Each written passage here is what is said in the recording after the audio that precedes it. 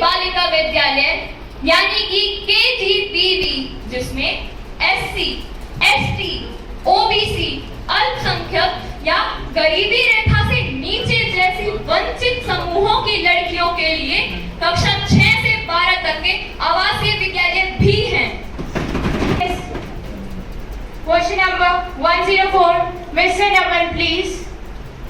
Honorable Speaker Madam, will the Minister of Health and Family Welfare be pleased to state whether the government identified the deficiencies in the present healthcare infrastructure and human resources in rural and tribal areas of the country, and if so, the details thereof, the necessary steps taken to strengthen the healthcare system in such areas, whether the government has cognizance of the need for reboost immunization programs in the tribal areas, and if so, स्वस्थता ही सशक्त भारत का आधार होगी। Please maintain the silence. Honorable Speaker Madam, National Health Mission envisages achievement of universal access to equitable, affordable and quality health services which are accountable and responsive to people's needs. The ministry provides technical and financial support to states and UTs to strengthen their public healthcare system based on proposals received in the form of program implementation plans under National Health Mission. Government of India provides approvals for these proposals in the form of records of proceedings as per norms and available resources. As on 24 July 2023, a total of 1,60,480, I repeat, 1,60,480 Ayushman Bharat health and wellness centers have been operationalized in India. By upgrading existing SHCs and PHCs drive, focus is given on pockets of low immunization coverage and hard to reach areas, including tribal areas where the proportion of unvaccinated and partially vaccinated children is the highest. It is also identified. Supplementary question. Sushri Archana, prepare. आदरणीय अध्यक्ष महोदय, जल mission PMABHM के तहत किए गए कार्यों की प्रगति और किए गए व्यय का उत्तर प्रदेश सहित राज्य शासित ब्यौरा क्या है और PMABHM के तहत सुदूर, ग्रामीण, दुर्गम और आदिवासी क्षेत्रों में सार्वजनिक स्वास्थ्य सुविधा केंद्र की स्थापना के लिए राज्य शासित प्रदेशवार मानदंड और तंत्र क्या है? आदरणीय अध्यक्ष महोदय, Question number 210. Honorable Speaker Madam, in India, in the water stressed area where the details are of the geographical priority, according to the districts, villages through which, how can we conclude that Atal Bhujal Yojana has made any progress since its launching? Please ask your question. Yes, madam, I am coming to the point. Madam, I would like to ask, will the Minister of Jal Shakti be pleased to state the present status of implementation of Atal Bhujal Yojana in the state of Maharashtra and Tamil Nadu? Whether the geographical priority has been identified under this Yojana, and if so, the details thereof. The details of the identified overexploited and water-stressed area for implementation of the Yojana. Whether the government has achieved any desired result of launching the Atal Bhujal Yojana. 23 Gram Panchayats in Maharashtra have been prepared based on water budget and proposed demand-side interventions such as micro-irrigation, crop diversification, use of pipelines, etc. And supply-side interventions such as check dams, farm ponds, recharge shafts, and other artificial recharge water conservation structures, and are being executed through convergence of various ongoing central state government schemes concerned by the 9 departments. States for implementation of the scheme were finalized based on several criteria, including institutional preparedness, hydrological conditions, in addition to groundwater over-exploitation water stress conditions. Districts, blocks and Gram Panchayats have been selected by the respective state governments considering the criticality of groundwater situation. Initially, the focus of the scheme was to establish sustainable groundwater management, pipeline, feeder separation, etc. As per the verification of the results, 50% of the total target has been achieved by the states.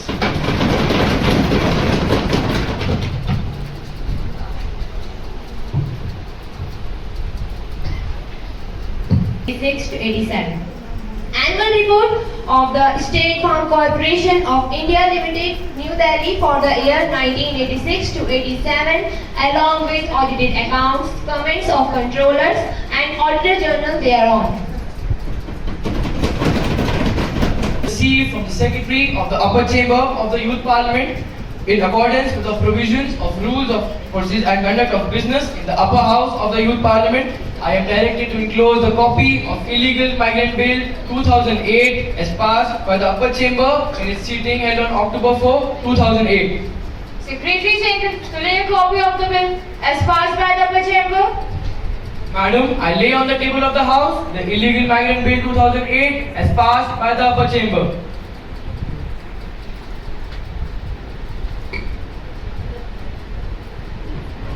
Honorable members, I have to make an announcement.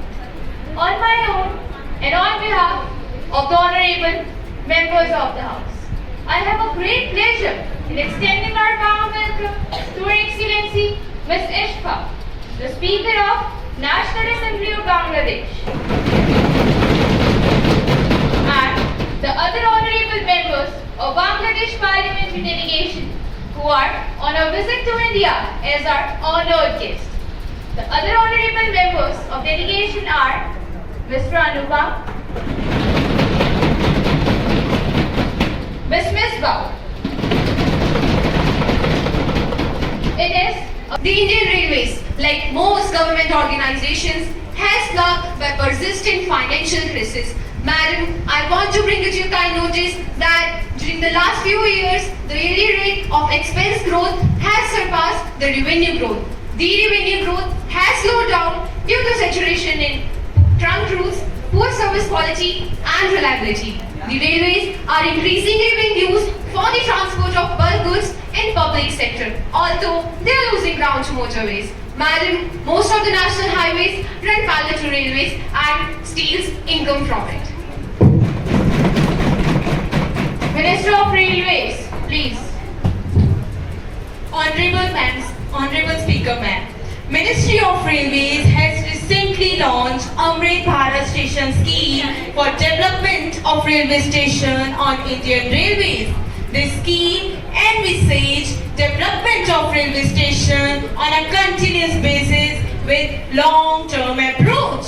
It involves preparation of master plan and the implementation in phases to improve the amenities in trains in railway station like improvement in station access, circulating areas, waiting halls, toilets, lift escalators as necessary, cleanliness, free Wi-Fi, kiosks for local product through schemes like one station, one product, better passenger information system, executive lounges, nominated space for business meeting, landscaping, etc. Keeping in view the necessity at each station, the scheme also envisages improvement of building, integrating of station with both sides of city, multimodal integration, amenities for Divyangjans and senior citizens, sustainable and environmental free solution, provision of blastless tracks, roof plazas as per necessity, phasing and feasibility and creation of city centers at the station in the long term. So far, 1,309 railway station. Yes, ma'am, 1,309 railway station. Toilets, longitudinal luggage rack, coat hook, fan, charging point, etc. Miss Maitre, please. आदरणीय महोदय, आपके अनुसार आप यात्रा के दौरान स्वादिष्ट एवं पौष्टिक भोजन उपलब्ध कराते हैं, लेकिन विश्व स्तर पर गुणगान करने वाली ट्रेन वंदे भारत एवं राजधानी में हुई हादसे घटना को आप नजरअंदाज कैसे कर सकते हैं, जिसका साक्ष्य यात्रियों ने सोशल मीडिया पर साझा किया है। माननीय अध्यक्ष महोदय, उप समस्या हेतु एक जांच समिति गठित की गई है एवं मैं प्रस्ताव रखता हूं कि समान नागरिक संहिता विधेयक 2023 पर सदन में विचार किया जाए। अध्यक्ष महोदया, 1950 से देश संविधान से चल रहा है। 1950 से देश संविधान से चल रहा है, पर आज भी निजी कानूनों से लड़ रहा है। सदन की गरिमा बनाए रखें। हम सभी जानते हैं कि भारत एक धर्मनिरपेक्ष देश है और भारत के सभी नागरिकों को अपनी इच्छा के अनुसार किसी भी धर्म को मानने एवं पालन करने की आजादी है। परंतु इसका अर्थ यह नहीं हो सकता कि किसी धर्म के निजी कानून संविधान से ऊपर हो। यदि ऐसा होता है तो देश की शासन व्यवस्था पर प्रश्न खड़ा होता है। अतः देश के संविधान को सर्वोच्च बनाए रखने के लिए मैं समान नागरिक संहिता विधेयक 2023 को सदन में विचार के लिए रखता हूँ। मुझे आशा है और यह विश्वास है कि यह विधेयक सभी धर्मों की आजादी को बरकरार रखते हुए उनके निजी कानूनों को संविधान के अंतर्गत लाने में सफल होगा। महोदया, इस विधेयक की प्रमुख बातें कुछ इस प्रकार हैं। इसके अंतर्गत सभी धर्मों में विवाह के लिए पुरुष और स्त्री दोनों के लिए एक समान न्यूनतम आयु तय की गई है। विवाह के समय यदि दोनों में से किसी की भी आयु इस तय सीमा से कम पाई जाती है तो यह एक दंडनीय अपराध माना जाएगा। इस विधेयक के अंतर्गत किसी भी धर्म का होने के बावजूद यदि कोई पुरुष एक समय पर एक से अधिक स्त्रियों से विवाहित होता है या कोई स्त्री एक समय पर एक से अधिक पुरुषों से विवाहित और आजादी का देश है। Silence and please maintain the decorum of the house. Miss Ayushi Bhartiyal, please.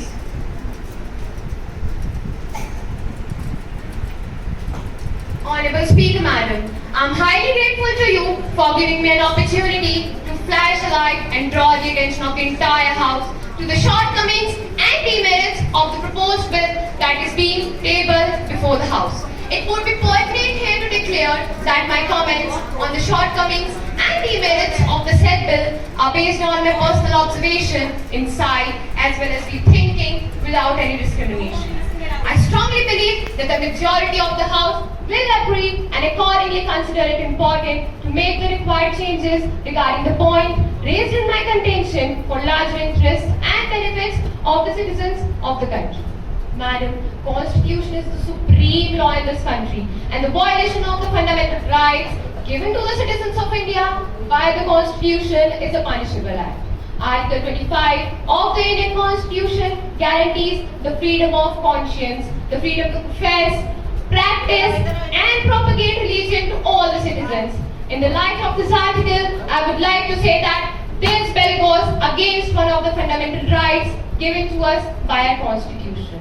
Honorable Speaker, Madam, as we all know that India is well known for its cultural and religious diversity. This diversity only exists because of the freedom of religion. As responsible citizens of India, we must strive to protect this unique diversity of our country. I do support the idea that no personal law code is above the Constitution of India, but I strongly oppose the bill to be enacted in its present form. Honorable Speaker, Madam, being member of this House, which is a fixed body for making rules and regulations for good governance and large public interest, We are accountable to the entire nation and committed for ensuring that no legislation is being सार्थक एवं जिम्मेदार विपक्ष की भूमिका का निर्वहन करते हुए सरकार के इस विधेयक का स्वागत करते हैं। हमारी मांग थी कि सरकार देश के सामाजिक एवं सांस्कृतिक समरसता को ध्यान में रखते हुए ऐसा कानून लाए जिससे असामाजिक तत्वों पर अंकुश लगे। मुझे एवं मेरे दल को पूर्ण विश्वास है कि सरकार का यह सकारात्मक कदम देश की बंधुता को मजबूत करेगा। अतः मैं और मेरा दल सरकार के इस विधेयक का पुरजोर समर्थन करते हैं। Mr. Ayush Tyagi. Honorable Speaker Madam, I thank you for giving me this opportunity to speak. Madam, I support this bill wholeheartedly because at present this awareness is needed to be spread that even the personal law boards have to work under the limits set by the Constitution and no personal law board is above the Constitution. This bill will be influential in ensuring that women are more independent and have equal rights as men have. Therefore, in my opinion, this bill is in agreement with promoting justice, equality and harmony in the country. I am thankful to the government and the Honorable Minister that in view of the magnitude of the situation, they have introduced this bill in the House. Mr. Karthik Sharma, please. आदरणीय महोदय, हम खड़े न होते विपक्ष में अगर होते वो जिम्मेदार, हम खड़े न होते विपक्ष में अगर होते वो जिम्मेदार। इस विधेयक को तो देखकर ही लगता है जैसे हो ये बीमार और लाचार। कृपया सदन की गरिमा बनाए रखें। मैं माननीय मंत्री महोदय जी से यह कहना चाहूंगा कि यह जो विधेयक उन्होंने इस सदन में प्रस्तुत किया है वह निराधार है। इस पर बहस करना तो दूर, यह तो विचार करने लायक भी नहीं है। इसमें जो प्रावधान किए गए हैं वह भारत की सामाजिक संरचना से मेल नहीं खाते, क्योंकि इनका उद्देश्य ही विविधताओं का अंत करना है। यह विविधताएं ही भारत की पहचान है और सुंदरता भी। धर्म की आजादी का अर्थ उस धर्म के निजी कानूनों को मानना भी है। अतः आदरणीय महोदया, मैं और मेरा दल इस विधेयक का विरोध करते हैं। Please maintain the decorum of the house. प्रधानमंत्री महोदय कृपया। आदरणीय स्पीकर महोदया, मैं इस विधेयक के विपक्ष में होने वाले दलों को यह बताना चाहूंगी कि आपने संविधान का अनुच्छेद 25 आधा ही पढ़ा है। संविधान का अनुच्छेद 25 कहता है सभी नागरिकों को अंतरात्मा की स्वतंत्रता, धर्म को मानने, आचरण करने और प्रचार करने की स्वतंत्रता है। उपयुक्त स्वतंत्रताएं सार्वजनिक व्यवस्था या नैतिकता से मेल नहीं खाते तो उन्हें बदला जाना चाहिए, और यदि सभी धर्मों के कुछ निजी कानून बदलने योग्य हैं तो क्यों नहीं सभी धर्मों के लिए एक समान नागरिक संहिता हो। इसका उद्देश्य विविधताओं को खत्म करने का नहीं बल्कि विविधताओं को बरकरार, धर्मों के और सामाजिक तत्वों को खत्म करने का है। यह मेरा विश्वास और आश्वासन है कि इस विधेयक को पूरी दूरदर्शिता के साथ बनाया गया है। और एक प्रसिद्ध कहावत है कि आप जिस दिन बीज बोते हैं उसी दिन आप नहीं खाते। अतः मैं युवा संसद के सभी सदस्यों से यह अपील करती हूँ कि इस विधेयक का समर्थन करें, क्योंकि यह देश हित में है।